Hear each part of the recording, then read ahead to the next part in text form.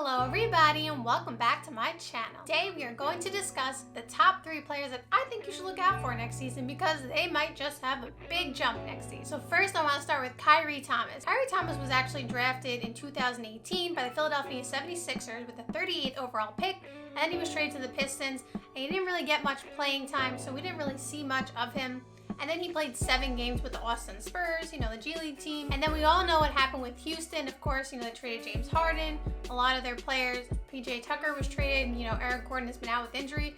I actually don't know, what's happened with Eric Gordon. I guess he's still hurt. But the point is, they've had a lot of roster spots to fill, and they've been filling them with two-way players, G League players, just bringing in a bunch of players, seeing what they can evaluate as far as talent. And did they find a steal in Kelan Johnson? Because let me tell you something. He signed a 10-day contract, and he only played 5 games with the Rockets. If you didn't watch his highlights, go watch his highlights in those 5 games because he averaged 16.4 points per game, shooting 49% from the field, almost 2 steals per game, about a block per game. If you don't believe me, well, in those 5 games, after those 5 games from this 10-day contract, he got a multi-year deal. So clearly, I'm not crazy because they saw something in him too. And I get it, it's a short window of time, so you have to see more from him. I understand that.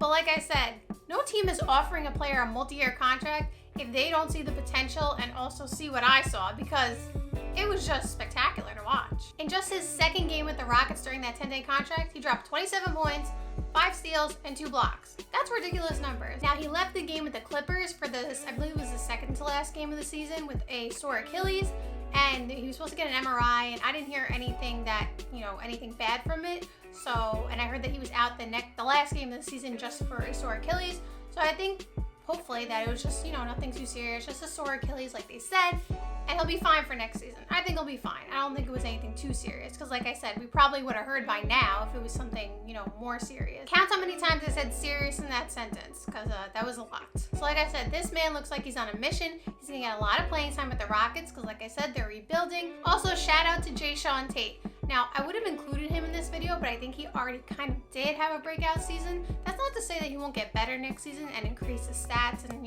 increase his impact and knowledge of the game and all that kind of stuff. But I think he, a little bit past this video, I think he'll still accelerate, but I don't think that he will have a breakout season because he kind of already did, if that makes sense. Kelan Johnson, Houston Rockets, look out for him because, listen, they got some nice young talent. You got Kelan Johnson, if he turns out to be what I think he's going to be. Then you got Jayshawn Tate, who's looking really good. You got Christian Wood. It's not looking too bad. And Kelly Olynyk was playing like crazy for y'all. Second player you need to watch out for is Oshae Brissett. Now, he's someone else who kind of got more of an opportunity because there were injuries. TJ Warren has been out the whole year. I assume he's going to be back next year. Miles Turner has been out with injury. Malcolm Brogdon's been in and out of the lineup. Now, Karis LeVert is unfortunately out, due to health and safety protocols. But Oshae Brissett is taking advantage of his opportunity. He's been getting minutes on the Pacers for about maybe a month and a half. And in his first few games, he really only played 1 or 2 minutes per game. So that's not a fair evaluation. But when he started playing 20, 25 minutes per game, he started to ball out. Like I said, with all the injuries, they needed another scorer and defender just, to help bolster their roster.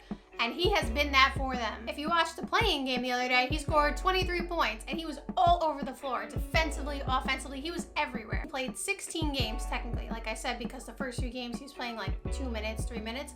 So out of those 16 games, 12 of them, he scored in double digits. And in 5 of those 12 games, which is almost half, he had a double-double. So talk about impact. He's getting it done offensively, defensively. He's putting up big stats.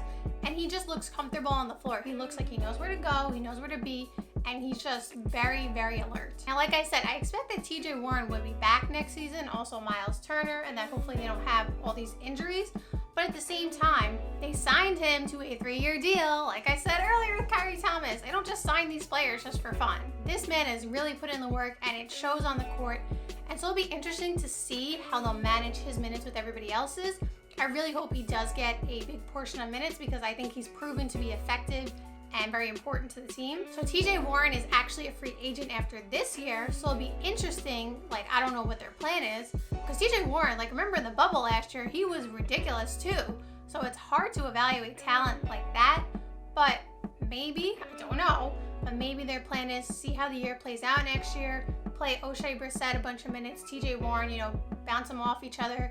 And then maybe if TJ Warren doesn't play as well as Oshae Brissett, they let him walk in free agency, and then you build your core around Brissett, Karis LeVert, Sabonis, because remember, Sabonis is only 25, 24, like he's still really young. Like I said, this man brings the energy on the court. I like watching him play.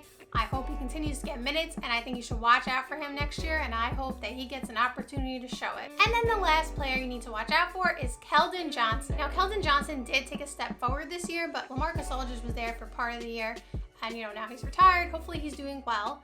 And DeMar DeRozan is going to be a free agent after this season, so it'll be interesting to see if they bring back DeRozan or not. I think they are a little bit in rebuild mode. Like, I know they made the play-in tournament, but they're trying to build around DeJounte Murray, Derek White, Lonnie Walker has looked pretty good, and then Kelan Johnson. So maybe they don't bring back DeRozan, try to build around that, which will give Kelan Johnson more opportunities. But even if DeRozan is still there, I do think that his minutes and touches and all that kind of stuff will still increase. He showed this season that he deserves to be on that roster, and he brings the energy. He's entering his third season after this season, so I believe that he will have, an increase in knowledge, increase in skills. He's gonna work very hard this offseason.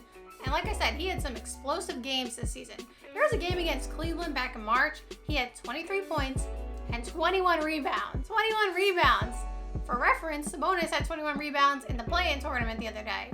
Like, that's not easy to do.